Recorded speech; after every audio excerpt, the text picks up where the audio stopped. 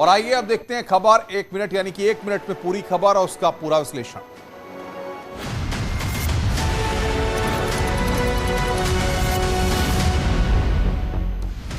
अलीगढ़ में लेंटर गिरने से मजदूर घायल हो गए, तो वहीं प्रयागराज के अस्पताल में फॉल सीलिंग गिरने से बड़ा हादसा होने से बचा।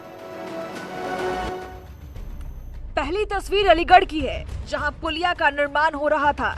इस दौरान आरसीसी लेंटर भरभरा कर गिर गया और काम कर रहे 6 मजदूर लेंटर के साथ गहरे नाले में गिर गए। लेंटर के साथ मजदूरों की घटना सीसीटीवी में कैद हो गई। स्थानीय लोगों ने रेस्क्यू कर लोगों को बाहर निकाला। दूसरी तस्वीर प्रयागराज की है, जहां स्वरूप रानी नेहरू अस्पताल में नई बिल्डिंग में बड़ा हादसा टल गया। यहां फॉल सीलिंग के कई बड़े हिस्से टूटकर गिरने से वहां मौजूद लोगों में भगदड़ मच गई। सीलिंग एक नहीं बल्कि कई जगह गिरी। हादसे में हालांकि किसी के चोटिल होने की सूचना नहीं है।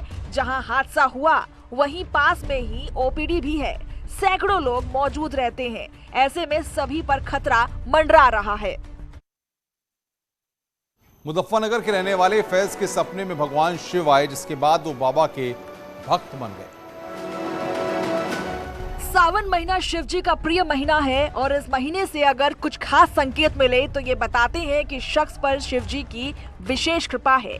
ये संकेत सपनों के जरिए भी मिलते हैं। कुछ ऐसा ही मुजफ्फरनगर के रहने वाले फैज के साथ हुआ। 5 साल पहले भोलेनाथ फैज के सपने में दिखाई दिए। इसके बाद से शिव जी के भक्त हो गए, जो अब भोलेनाथ के नाम से कावड़ लेने जाते हैं। कहते हैं आस्था जाति धर्म का बंधन नहीं, ये मन और मोहब्बत का तालमेल है। फैज ने बताया कि वो अब तक 6 बार कावड़ ला चुका है। छठी कावड़ है। छठी किस वजह से ला रहे? क्या आस्था है कि किस वजह से ला रहे? भोले शंकर सुपने में आगे ले चले गए हरिद्वार की दिक्कत आ गई। अच्छा नहीं, और भी कुछ मन में कुछ? ना ऐसा कुछ नहीं, बस सपने में आए, उसी वजह से ला रहे। चल रही हम। छठी कावड़ है आपकी। रहने वाले कहाँ के वैसे? गांव कड़ली, जिला मुजफ्फरनगर, थाना खतौली। मेरठ में कावड़ियों ने जमकर बवाल काटा है। मेरठ के कावड़ियों ने कंकड़खेड़ा में NH 58 पर जाम लगाकर हंगामा किया और सड़क को जाम कर दिया। कावड़ियों का आरोप है कि दूसरे संप्रदाय के 2 लड़कों ने कावड़ पर थूक दिया।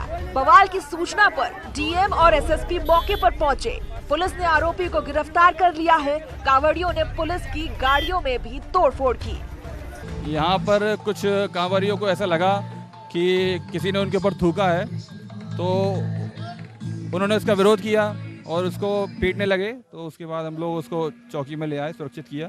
उसके बाद थोड़ी देर जाम लगाने का प्रयास किया और थोड़ा सा यहाँ पे हंगामा भी हुआ, हल्की फुल्की तोड़फोड़ हुई, लेकिन ज़्यादा कुछ नहीं। हम लोगों ने नियंत्रण कर लिया है और जिस व्यक्ति पे उन्हें शक है उसके ऊपर हम लोग कठोर कार्रवाई कर रहे हैं।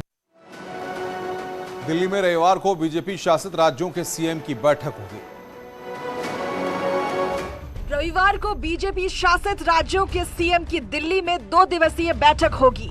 रविवार को 2 बजे होने वाली बैठक में सीएम योगी, दोनों डिप्टी सीएम केशव प्रसाद मौर्य और ब्रजेश पाठक दोपहर 12 बजे पहुंचेंगे। वहीं उत्तराखंड के सीएम पुष्कर सिंह धामी भी बैठक में शामिल होने के लिए दिल्ली आएंगे। बैठक में राज्यों के कामकाजों और केंद्र की योजनाओं की समीक्षा होगी।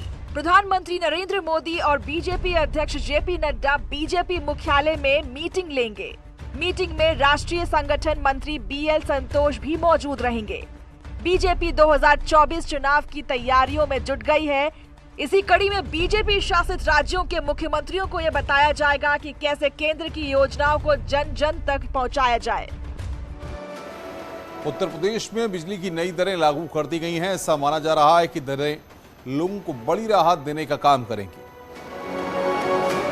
बढ़ती महंगाई के बीच गरीबों के लिए राहत भरी खबर सामने आई है। योगी सरकार ने गरीब उपभोक्ताओं के लिए बिजली की नई दरें लागू कर दी हैं और घरेलू बिजली की दरों में कटौती की गई है। 7 रुपए यूनिट की दर खत्म कर अधिकतम 6.5 रुपए की दर लागू की गई है। अब उत्तर प्रदेश के शहरी उपभोक्ता 150 यूनिट के नीचे बिजली का इस्तेमाल करते हैं तो उन्हें 5 रुपए प्रति यूनिट देने होंगे। वहीं 151 से 300 रुपए यूनिट तक बिजली खर्च करने वालों को 5.5 रुपए प्रति यूनिट चुकाना होगा। 300 यूनिट क्रॉस हो जाने के बाद उपभोक्ताओं को 6 रुपए यूनिट देने होंगे। जो उपभोक्ता महीने में 500 यूनिट से ज्यादा खर्च करेंगे उन्हें 6.5 रुपए प्रति यूनिट के हिसाब से बिल जमा करना होगा। वहीं ग्रेटर नोएडा क्षेत्र में उपभोक्ताओं की बिजली दर में 10% की कमी हुई है। यूपी विधानसभा चुनाव के बाद से समाजवादी पार्टी गठबंधन में पड़ी दरार बढ़ती जा रही है। राष्ट्रपति चुनाव में पीएसपीएल के प्रमुख शिवपाल सिंह यादव और सुभाषपा के चीफ ओम प्रकाश राजभर की क्रॉस वोटिंग से अखिलेश यादव नाराज हो गए हैं और अब शिवपाल और राजभर को आजाद कर दिया गया है। समाजवादी पार्टी ने शिवपाल और ओपी राजभर को अलग अलग पत्र जारी कर कहा कि अगर आपको लगता है कहीं ज्यादा सम्मान मिलेगा तो वहीं जाइए, आप जहां चाहे जाने के लिए स्वतंत्र हैं। उधर पत्र के बाद राजभर ने भी अखिलेश का तलाक कबूल कर लिया है। तो हम तो मांग ही रहे थे तलाक, मर्दे तो दे दिए तलाक, हम कबूल कर लिए तलाक। मैं वहां नजदीक जाकर के समाजवादी पार्टी के साथ नजदीक जाकर के देख लिया कि वहां अति पिछड़े, अति दलित, अल्पसंख्यक की लड़ाई अगर जो लड़ेगा उसका वही हाल होगा जो ओम प्रकाश राजभर के साथ हुआ है।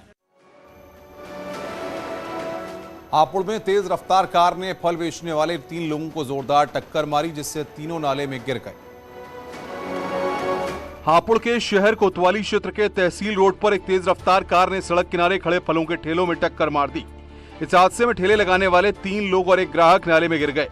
सभी को गंभीर चोटें आई हैं। इस हादसे का एक सीसीटीवी फुटेज भी सामने आया है, जिसमें साफ देखा जा सकता है कि किस तरह से तेज रफ्तार कार ने फलों के ठेलों में टक्कर मार दी। इसके बाद ठेले लगाने वाले 3 युवक नाले में गिर गए।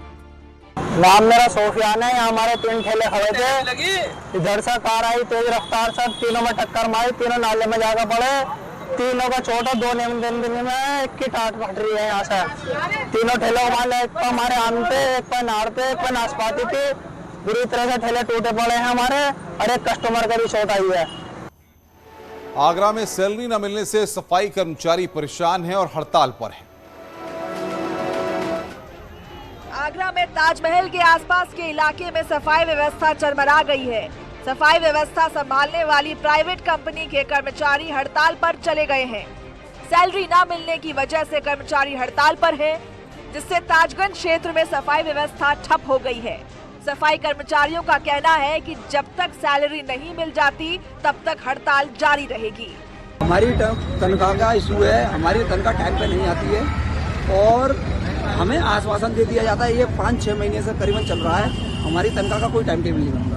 हम अपने बच्चों के लिए क्या करें? राशन वाले हमारे दरवाजे पे आते हैं, बहुत से लोग प्याज पे पैसा लेते हैं, कर्जे वाले दरवाजे पे आते हैं। दूध वाले का टाइम है, बहुत से लोग किराए पे रह रहे हैं हमारे भाई, बहुत से लोग हमारे भाई किराए पे रह रहे हैं, उनको टाइम पे पैसा देना होता है कमरे का, तो वो पैसा भी नहीं दे पा रहे हैं। आखिर हम करें क्या? मथुरा में खाद्य विभाग की टीम ने डेयरी प्लांट और मिलावटी दूध बनाने वाले गोदामों पर छापा मारा। आगामी त्योहारों को देखते हुए खाद्य विभाग एक्शन मोड में है और लगातार छापामार कार्रवाई कर रहा है। खाद्य विभाग ने बाजरा क्षेत्र में चल रहे अवैध पनीर, डेयरी और मिलावटी सामान के गोदाम पर छापा मारा और बड़ी मात्रा में नकली दूध से तैयार कराए जा रहे पनीर और 5000 लीटर दूध को नष्ट कराया। वहीं मौके से जांच के लिए सैंपल भी लिए। टीमें गठित कर दी गई हैं। आज बाजना क्षेत्र में एक पनीर प्लांट पर छापा मारा गया, जहां पनीर की जो मैन्युफैक्चरिंग की जा रही थी वो दूध जो मिलावटी था, एडल्टेंट मिल्क था, तो मौके पर 5000 लीटर दूध नष्ट करा दिया गया। साथ ही वहाँ मिल्क, वो पनीर तथा एक रिफाइंड पाम ऑयल था, उसके 2 सैंपल वहाँ से कलेक्ट किए और पनीर प्लांट को बंद कराने के निर्देश दे दिए गए हैं। कानपुर के मेडिकल कॉलेज में ब्लड बैंक की कालाबाजारी का मामला सामने आया है और एक एलटी का अधिकारी सस्पेंड कर दिया गया। आरोप के मुताबिक कानपुर के मेडिकल कॉलेज में कई दिनों से खून की कालाबाजारी की जा रही थी। इसकी सूचना जब मेडिकल कॉलेज प्राचार्य को मिली तो उन्होंने आनन फानन में छापेमारी की कार्रवाई की और रंगे हाथों खून की कालाबाजारी करने वालों को पकड़ लिया। इस मामले में लैब टेक्नीशियन को सस्पेंड कर दिया गया है और 2 आउटसोर्सिंग कर्मचारियों को हटा दिया गया है।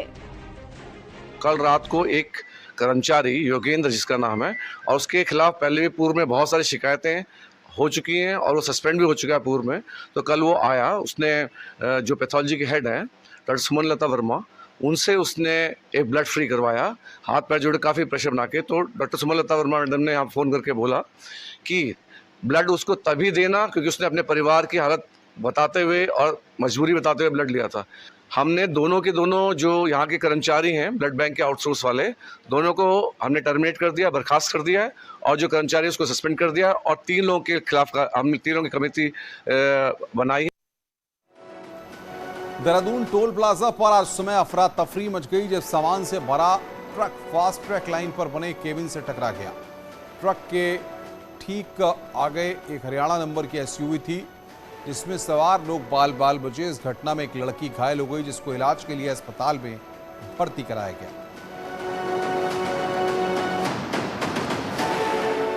बुलंदशहर में विधायक ने सड़क पर भरे पानी को बाल्टी से निकाला जिसका वीडियो वायरल हो रहा है।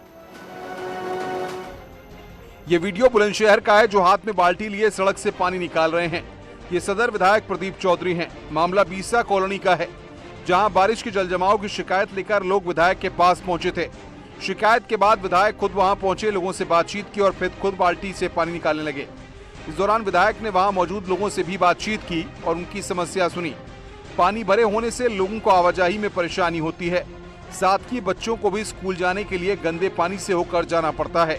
फिलहाल विधायक के सराहनीय काम इन दिनों चर्चा में है। इटावा में बना मैनपुरी अंडर ब्रिज इन दिनों लोगों के लिए परेशानी का सबब बन गया है। आए दिन वाहन अंडरपास में फंस जाते हैं।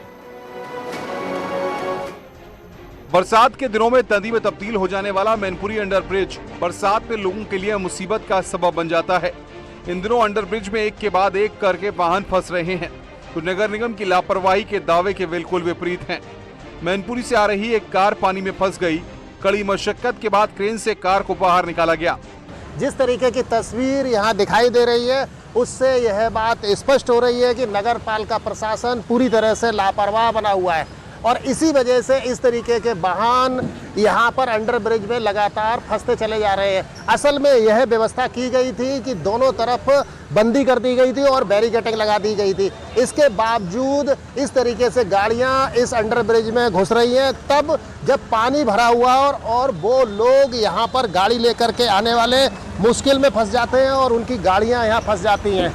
दूसरी तस्वीर में आप देख सकते हैं कि अंडर ब्रिज के अंदर एक स्कूल वैन फंस गई। इसके बाद यातायात के जवानों ने वैन से स्कूली बच्चों को बाहर निकाला। अंडरपास में पानी भरे होने के बावजूद लोग जबरदस्ती वाहन से अंडरपास से होकर गुजर रहे हैं। खबरें और भी हैं, फिलहाल एक ब्रेक के लिए, ब्रेक के बाद जल्द हाजिर होते हैं।